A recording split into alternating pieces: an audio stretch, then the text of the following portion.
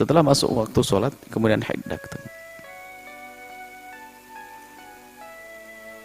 Maka tolong perhatikan para wanita, pria nggak kena haid. Jadi kalau misalnya zuhur itu jam 12 tepat, kemudian datang haid Anda jam 12:05,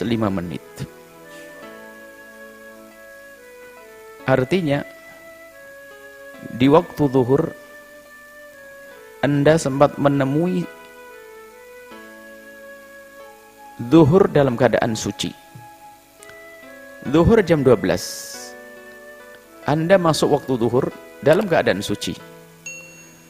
Kemudian 5 menit berikutnya datanglah haid Anda. Umumnya rata-rata kebanyakan wanita belum sholat saat itu, karena biasanya sholatnya mungkin setengah jam lagi atau 20 menit lagi.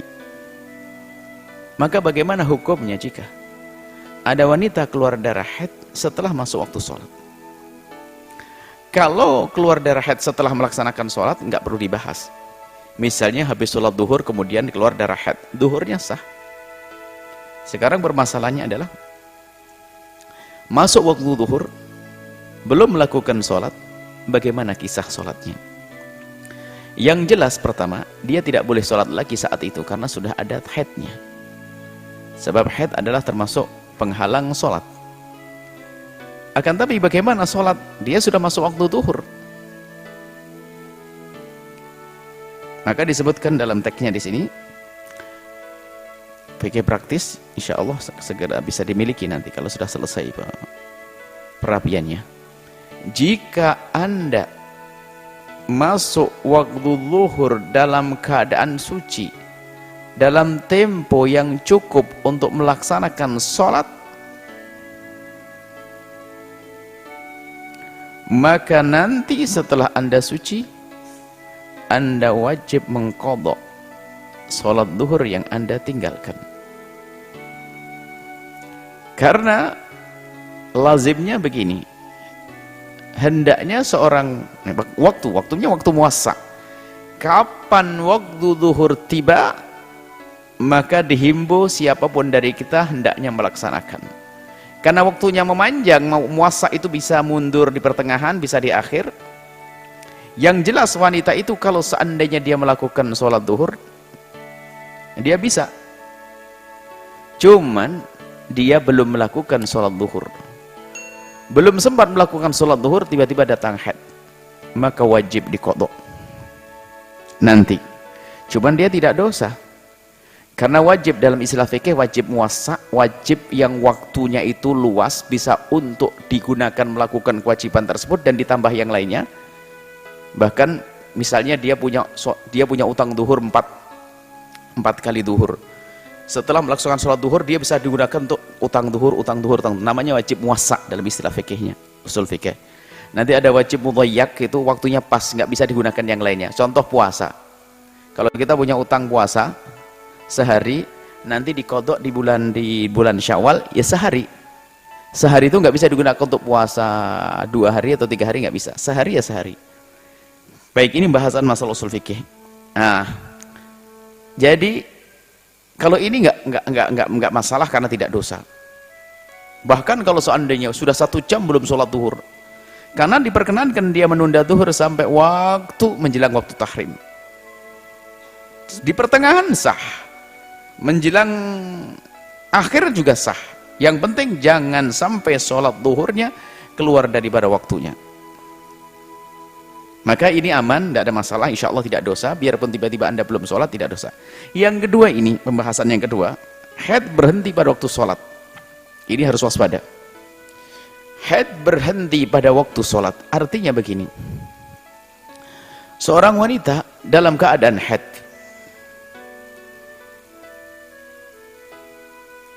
anggap saja waktu asar. Haid waktu asar.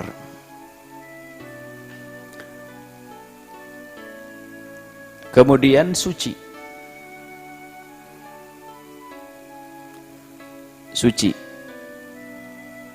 Lah sucinya ini kalau bisa untuk melakukan sholat asar, maka dia hendaknya wajib melakukan sholat asar. Akan tapi kadang sucinya tidak cukup untuk melaksanakan sholat asar,